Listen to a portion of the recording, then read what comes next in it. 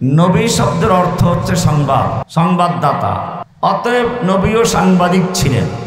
এটা বলা যাবে কিনা, প্রথম বিষয় ওটা দিয়েই শুরু করি। নবীউন, নবী শব্দ নাবাউন থেকে হলে সংবাদ।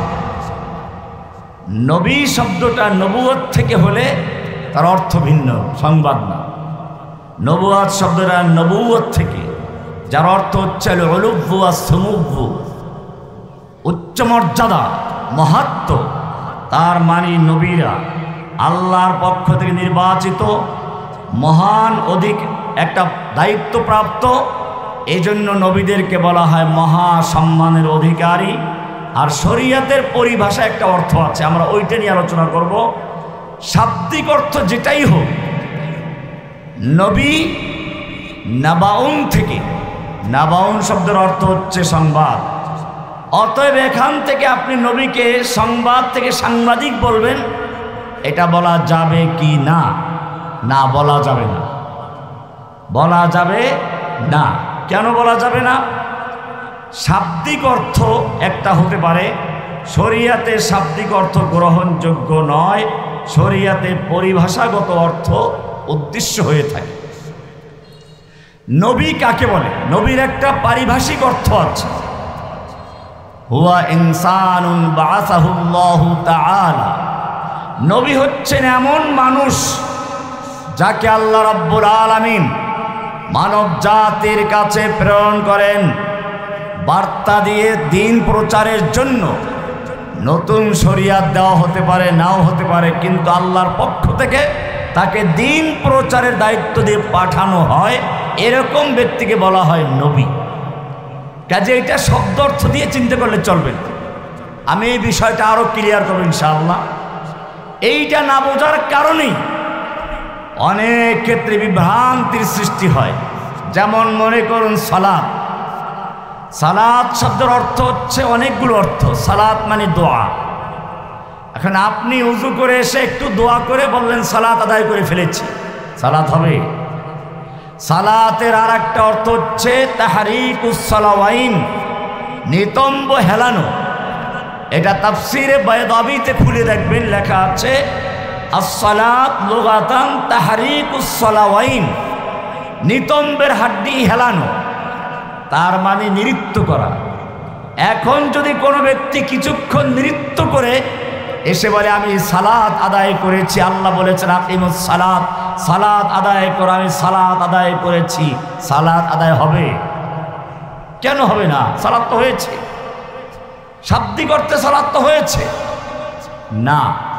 শরিয়াতের পরিভাষায় একটা সালাতের অর্থ আছে। শাব্দিক অর্থ যাই হোক না কেন, যতক্ষণ পর্যন্ত শরিয়াতের পরিভাষায় যাকে সালাত বলা হয়, আল্লাহর নবী সাহাবায়ে কেরামদেরকে সালাত যেভাবে শিখিয়েছেন ওইভাবে আদায় না করা হবে, ততক্ষণ পর্যন্ত সালাত হবে না। এখানে ভুল বুঝেছে একদল লোক, পিছনে দাঁড়িয়ে আছে। এক জায়গায় বাহাসে গিয়েছিলাম, এরকম কিছু লোক সালাত তো কায়েম করতে বলেছে, সালাত তো আদায় করতে বলে নাই। ব্যাখ্যা শুরু করলো। আমি বললাম তোমাদের যে চুল, নবীর চুল তো এত লম্বা ছিল না, মেয়ে লোকের মতো 3 রকম ছিল, লিম্মা, জুম্মা, আফরা, কাত পর্যন্ত সর্বশেষ। এই মেয়ে লোক মার্কা চুল তো নবীর ছিল না। কয় যে আলিফের মাথায় বাবরি আছে। আমরা আচ্ছা, আলিফের মাথায় বাবরি আছে না, কিন্তু আমরা তো মক্তবে পড়েছি আলিফ খালি, বার নিচে 1 নুক্তা, আলিফ খালি। তো আলিফ খালি, তার জন্য মাথায় বাবরি আছে।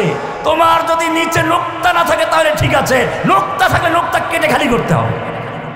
তোর নিচে তো 2 নুক্তা আছে। সালাত কাকে বলে? আল্লাহর নবী মেরাজ থেকে সালাত নিয়ে আগমন করলেন। জিব্রাইলকে বললেন যাও, কিয়ামত পর্যন্ত যাতে কোনো ভণ্ড ফকির, কোনো প্রতারক আমার বান্দাদেরকে, নবীর উম্মতদেরকে ধোঁকা দিতে না পারে, সেজন্য আকিমুস সালাতের ব্যাখ্যা দিয়ে আসো, ব্যাখ্যা শিখিয়ে আসো। আল্লাহর নবীকে জোহরের সময় মেরাজ থেকে আসলেন রাতে সকালে, জোহরের সময় নিয়ে গেলেন জমজম কূপের কাছে, উযু করালেন। এরপরে জোহরের সালাতে ইমামতি করলেন জিব্রাইল। আসর, মাগরিব, এশা, ফজর, পরের দিন আবার জোহর। প্রথম দিন 5 ওয়াক্ত পড়ালেন শুরু ওয়াক্তে, দ্বিতীয় দিন আবার শেষের ওয়াক্তে পড়ালেন।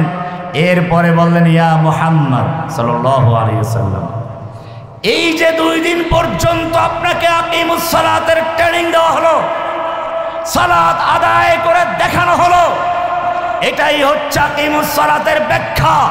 কিয়ামত পর্যন্ত যারা কোরআন পড়বে, ইসলামের অনুসারী হবে, মুসলিম দাবি করবে, তাদেরকে এইভাবে সালাত আদায় করতে হবে।